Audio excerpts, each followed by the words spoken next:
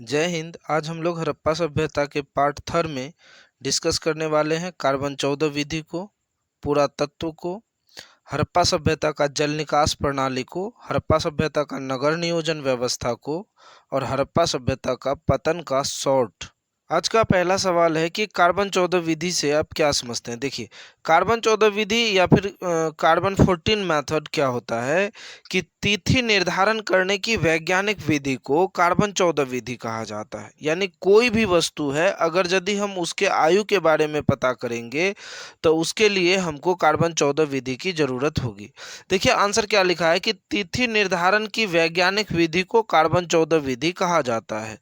इस विधि की खोज अमेरिका के प्रख्यात रसायन शास्त्री B.F. लीवी द्वारा सन 1946 में की गई थी।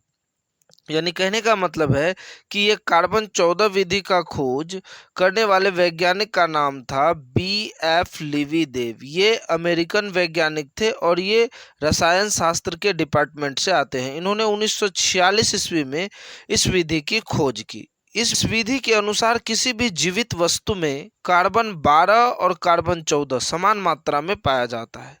जब इस वस्तु का विनाश हो जाता है या फिर वस्तु का मृत्यु हो जाता है तो कार्बन 12 तो स्थिर रहता है, लेकिन कार्बन 14 का निरंतर क्षय होने लगता है, लेकिन लगातार इसमें कमी आने लगती है कार्बन 14 में।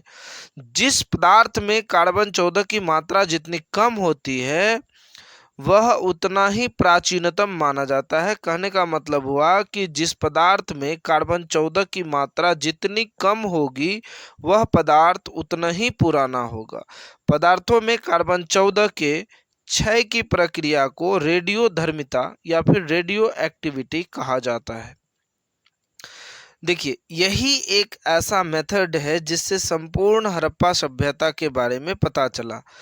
अलग अलग इतिहासकार का अलग अलग हड़प्पा सभ्यता के आरंभ की तिथि बताई गई है, तो आइए उसको भी हम लोग समझ लेते हैं। लेकिन उससे पहले ये समझ लीजिए कि इससे ऑब्जेक्टिव सवाल भी पूछा जा सकता है। आपसे ये पूछा जा सकता है कि कार्बन 14 विधि की खोज किसने की। आंसर हो जाएगा B.F. लीवी देव। फिर आपसे ये भी सवाल पूछा जा सकता है कि कार्बन 14 विधि की खोज कब हुई, तो आपको बताना है 1946। अगला सवाल है कि कार्बन 14 विधि के खोजकर्ता किस देश से संबंधित थे, तो वो थे अमेरिका से। इस तरह से कई ऑब्जेक्टिव सवाल इससे पूछा जा सकता है।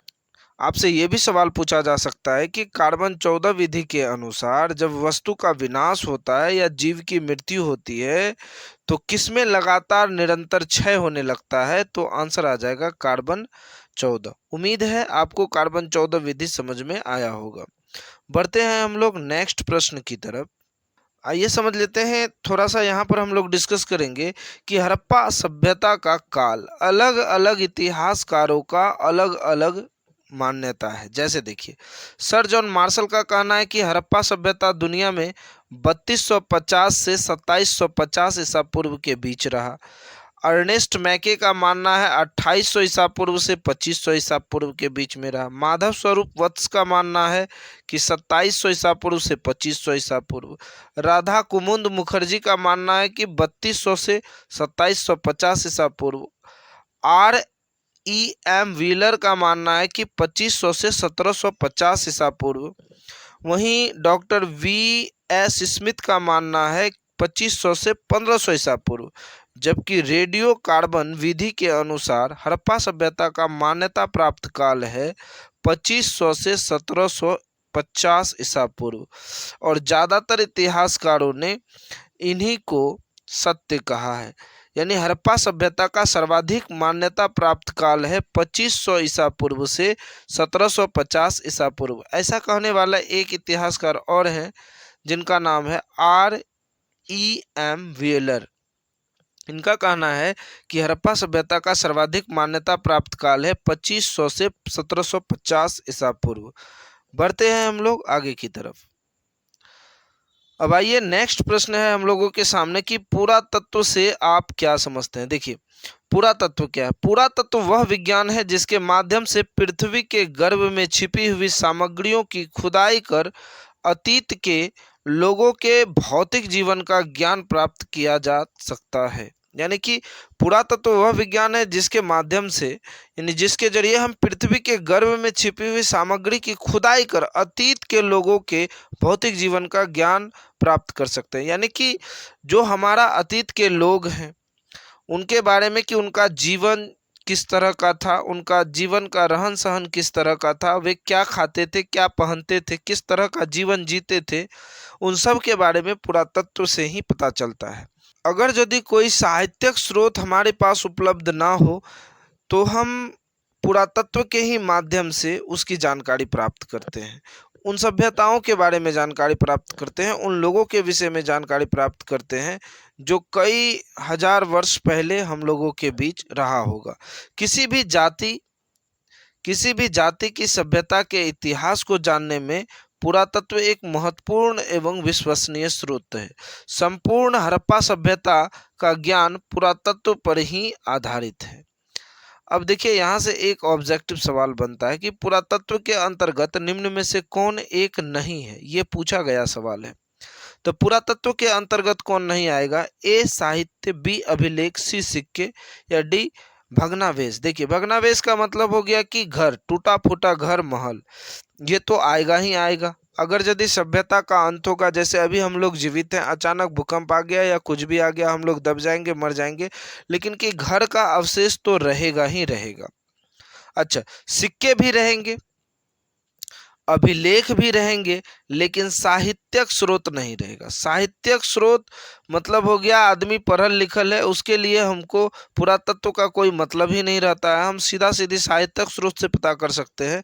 इसलिए पुरातत्व के अंतर्गत कौन नहीं आएगा? तो पुरातत्व के अंतर्गत साहित्यिक स्रोत नहीं आएगा। बढ़ते हैं हम लोग आगे की तरफ। अगला सवाल है कि हड़प्पा सभ्यता के जल निकास की प्रणाली का वर्णन करें। देखिए, मोटा मोटी तौर पर समझने का प्रयास करते हैं कि जल निकास प्रणाली क्या होता है। यदि हम घर में रहते हैं और घर में हम पानी का यूज करते हैं तो यहाँ से पानी को बाहर करने की प्रक्रिया जल निकास कहलाता है। अब हम यहाँ से पानी लेकर के कहाँ जाएंगे? अभी हम लोगों के पास अलग अलग तरह की सुविधाएं, तभी ये लोग किस तरह से पानी का निकास करते थे उसको समझने का हम लोग प्रयास करते हैं। देखिए, सबसे बड़ी बात है कि जल निकास प्रणाली के विषय में जानकारी कहाँ से मिली है? तो उत्खनन के दौरान हड़प्पा सभ्यता से प्राप्त स्थल मोहनजोदड़ो के नगर नियोजन की एक प्रमुख विशेषता यहाँ की प्रभावशाली जल निकास प्रणाली थी। कहने का मतलब हुआ कि हड़प्पा सभ्यता का एक स्थल था मोहनजोदड़ो से जल निकास प्रणाली का एक प्रभावशाली दृश्य देखने को मिला है। क्या मिला है? तो यहाँ के अधिकांश भवनों में निजी कुएं एवं स्नानागार होते थे। प्रत्येक भवन में निजी कुआं यानी अपना कुआं और स्नानागार होता था। अब देखिए, अगर यदि भवन में स्नानागार होगा, कुआं होगा, तो वहाँ पानी का खपत होगा ही, तो फिर वो पानी जाता कहाँ था? देखिए, भवन के कमरों, रसोई, स्नानागार, शौचालय आदि सभी का पानी भवन की छोटी नालियों से निकलकर, यानी ये जो भवन के बगल में नालियां हैं, इन नालियों से निकलकर गली की नाली में आता था। यानी कहने का मतलब हुआ कि ये जो भवन बना था इसके ये साइड भी गली, ये साइड भी गली और ये साइड भी गली होता था।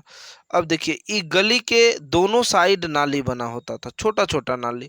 भवन का पानी ई नाली में आता था। ई नाली से, यानी गली वाला नाली से बोलता है, गली की नाली से मुख्य सड़क के दोनों ओर बनी पक्की नालियों से जोड़ा जाता था। यानी ई जो नाली है, ई नाली को मेन सड़क जो होता था, जो हड़प्पा सभ्यता की मुख्य सड़क थी, जिसको राजमार्ग भी कहा जाता है, इसके बगल में ई पानी को ला लिया जाता था। यानी कि जो मेन सड़क थी, ई मेन सड़क के दोनों ओर नालियां बनी हुई थी और गली का नाली का पानी इसमें आ जाता था। पहले घर का पानी गली के नली में और गली का पानी सड़क के ओर बनी हुई पक्की नालियों में आकर के मिल जाता है। गली की नाली को मुख्य सड़क के दोनों ओर बनी पक्की नालियों से जोड़ा गया था। मुख्य सड़क के दोनों ओर बनी नालियों को पत्थर एवं शिलाओं द्वारा ढक दिया जाता था। यानी इन नाली को ढक दिया जाता था ऊपर से, ताकि किसी तरह का कोई परेशानी ना हो। अब इसको साफ करने के लिए बीच बीच में नरमोखे बनाए गए थे। नरमोखा का मतलब ये हो गया, ये गोल जैसा छेद छोड़ दिया जाता था ताकि नाली अगर यदि गंदा हो तो इसी छिद्र से इसको साफ किया जाए। तो नालियों को साफ सफाई, कूड़ा करकट को निकालने के लिए बीच बीच में नरमोखे में यानी कि मेन होल भी बनाए गए थे। नालियों की इस प्रकार की अद्भुत विशेषता किसी अन्य समकालीन नगरों में देखने को नहीं मिलती है। कहने का मतलब हुआ कि ये जो नाली का ऐसा अद्भुत दृश्य है, ये अन्य दूसरी सभ्यता में देखने को नहीं मिलती है। बढ़ते हैं हम लोग आगे की तरफ। अगला क्वेश्चन है कि हड़प्पा सभ्यता के पतन के क्या कारण थे। यानी अब सोच के देखिए कि इतना बड़ा विकसित सभ्यता, हर तरह से परिपूर्ण सभ्यता एकाएक नष्ट कैसे हो गया, यही चीज को समझना है। ये प्रश्न आपके एग्जाम में दो तरह से पूछा जा सकता है, एक शॉर्ट में पूछा जा सकता है और एक लॉन्ग में भी पूछा जा सकता है। देखिए, तो अभी हम यहाँ पर इसको शॉर्ट डिस्कस करेंगे और अगला क्लास में हम लोग इसका लॉन्ग को भी डिस्कस करेंगे। पहले शॉर्ट को समझने का प्रयास करते हैं। देखिए, हड़प्पा सभ्यता के पतन के बारे में अलग अलग इतिहासकार का अलग अलग मत है। ये ऐसा नहीं है कि एक निश्चित कारण से ही हड़प्पा सभ्यता का अंत हुआ। सब इतिहासकार का अलग अलग मत है।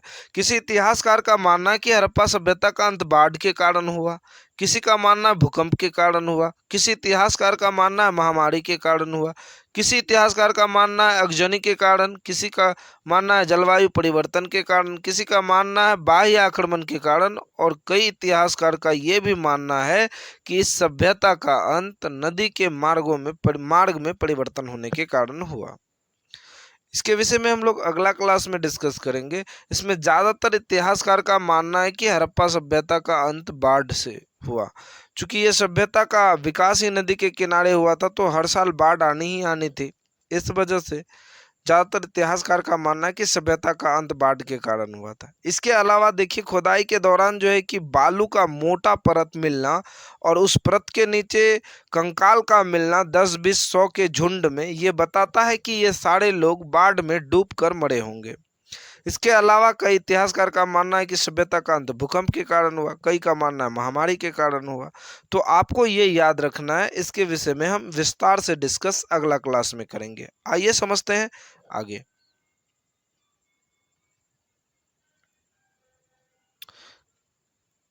आज का हमारा लास्ट सवाल है कि सिंधु घाटी सभ्यता के नगर योजना का वर्णन करें अथवा हड़प्पा सभ्यता के नगर योजना का वर्णन करें। दोनों प्रश्न एक ही हैं, अलग अलग तरीके से पूछा गया है। इसका आंसर समझने का प्रयास करते हैं। देखिए, हड़प्पा सभ्यता की सबसे प्रमुख विशेषता इसका नगर नियोजन था। यानी हड़प्पा सभ्यता के लोग जो नगर का निर्माण किया था, बड़ा बेहतर ढंग से किया था, और इसी बेहतर ढंग के कारण इस सभ्यता को नगरीय सभ्यता या फिर शहरी सभ्यता के भी नाम से जाना जाता है। इसी नगर नियोजन के कारण इन्हें नगरीय सभ्यता या फिर शहरी सभ्यता के नाम से जाना जाता है। हड़प्पा सभ्यता के नगर हड़प्पा एवं मोहनजोदड़ो की खुदाई में पूर्व एवं पश्चिम में 2 टीले मिले हैं। देखिए, पूर्व में भी 2 टीला, पूर्व और पश्चिम में दोनों जगह, पूर्व में एक टीला और पश्चिम में भी एक टीला। यानी कि मोहनजोदड़ो खुदाई के दौरान पूर्व एवं पश्चिम में 2 टीले मिले हैं। पूर्व टीले पर नगर तथा पश्चिमी टीले पर दुर्ग स्थित है। यानी कि यह हड़प्पा सभ्यता का दुर्ग है। ये पश्चिम भाग मान के चलिए, ये पश्चिम भाग पर दुर्ग है। दुर्ग आप ध्यान से देखिए, ये दुर्ग जो है इससे अधिक ऊंचाई पर स्थित है। ऐसा इसलिए कि देखिए, यहाँ पर जो दुर्ग पर जो है बड़े बड़े अमीर लोग रहा करते थे। क्योंकि जब बाढ़ आता था तो ये वाला हिस्सा डूब जाता था, लेकिन अमीर लोग सुरक्षित रहते थे क्योंकि ये लोग ऊंचाई पर रहा करते थे। वही यहाँ पर कहा गया है।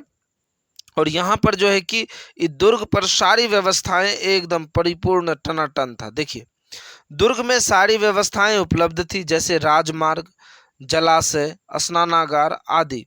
दुर्ग को 4 दीवारी से घेरा गया था। यानी कि ये जो दुर्ग है, ये जो टिल्ला है, इसको 4 दीवारी से घेर दिया गया था। वो इसलिए ताकि कोई यहाँ से चोरी करके भाग ना सके या फिर कोई बाह्य आक्रमण ना हो सके, कोई बाहरी आकर के दुर्ग पर आक्रमण न कर सके।